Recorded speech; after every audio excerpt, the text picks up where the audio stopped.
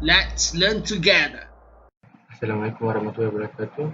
We go to the tutorial how to use perimeter circle on your sketch.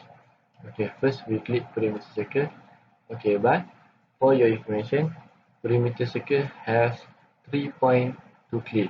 Okay, first we click first and the second point, and then you can click the third point which is you want.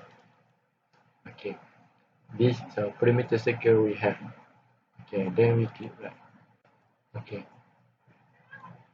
for your information, also we can connect this perimeter circle to the another circle. Okay, let's see. Okay, first we click first point at this circle, second point at this circle, and then third point on this circle.